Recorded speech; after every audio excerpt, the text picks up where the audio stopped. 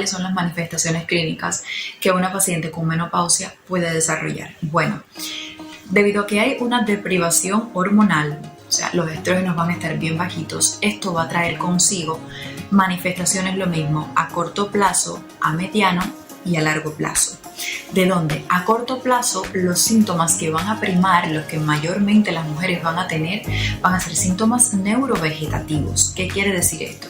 Pues que la mujer va a comenzar con una especie de sofocos, de calores que le vienen súbito y por aproximadamente unos segundos. Pueden tener sudoraciones nocturnas, pueden tener irritabilidad, ansiedad, depresión, pueden tener palpitaciones, mialgias, que me lo dicen muchísimo. Las mialgias son los dolores musculares. También pueden tener artralgias, que son dolores en las articulaciones. Pueden tener también cefalea, que es dolor de cabeza.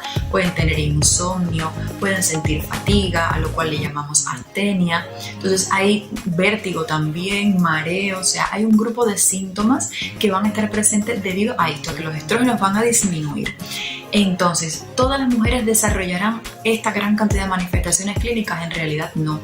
Habrá mujeres que la desarrollen y habrá mujeres que no desarrollarán prácticamente manifestaciones clínicas.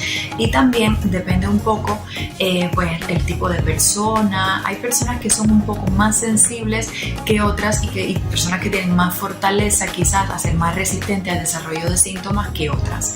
Y esto es algo que es propio de la personalidad de cada quien.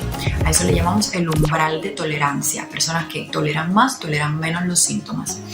Y bueno, ellas se comportan en pro de la intensidad de las manifestaciones que ellas están presentando. Entonces, bueno, esto sería a corto plazo. ¿Qué es lo que puede suceder a mediano plazo? A mediano plazo, básicamente, esa cantidad tan baja de estrógenos con el transcurso de los años va a afectar mucho el sistema genitourinario. ¿Y por qué?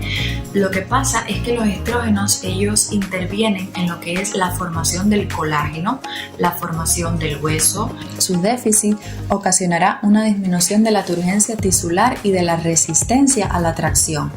Esta es la razón por la que muchas mujeres tienen incontinencias urinarias, urgencias miccionales, infecciones urinarias a repetición, y también se va a ver muy afectado lo que es la región vaginal. Se va a desarrollar como nosotros le llamamos craurosis vaginal. Es un proceso en el que las paredes de la vagina van a ser un poco más secas, las mujeres van a desarrollar vaginitis a repetición. Y bueno, para esto también hay tratamiento perfectamente indicado que no tiene ningún riesgo de cáncer, tratamiento que es ampliamente utilizado por toda la población y que ayuda bastante a disminuir estas sensaciones. Entonces ya a largo plazo nosotros lo que vamos a estar observando son los efectos, digamos, más graves debido a esta deprivación hormonal.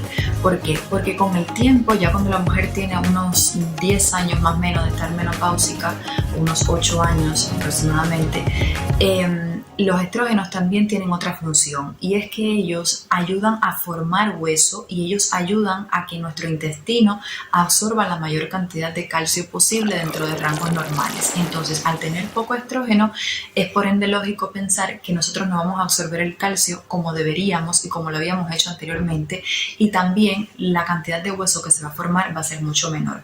Entonces, las pacientes desarrollan lo que conocemos como osteoporosis. Por otra parte, otro de los sistemas que va a estar muy afectado debido a la ausencia de los estrógenos va a ser el sistema cardiovascular, y es que las muertes por causa cardiovascular es la causa número 1 de fallecimiento de las mujeres en la etapa posmenopáusica. ¿A qué se debe esto? Mira, seguro habrás visto o habrás escuchado que por lo general las personas que son menores de 50 años y que se les diagnostica de hipertensión arterial en estas etapas son hombres. ¿Por qué? Porque las mujeres contamos con el efecto protector de los estrógenos.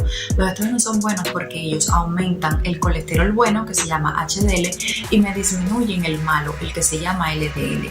Y además, los estrógenos hacen posible que yo no forme por diversos mecanismos esa placa de ateroma de grasa que me va a ocluir la arteria y que va a hacer que la luz, o sea, el espacio que tenga mi sangre para fluir dentro de la arteria sea menor, y por tanto, si es menor, la presión arterial subirá.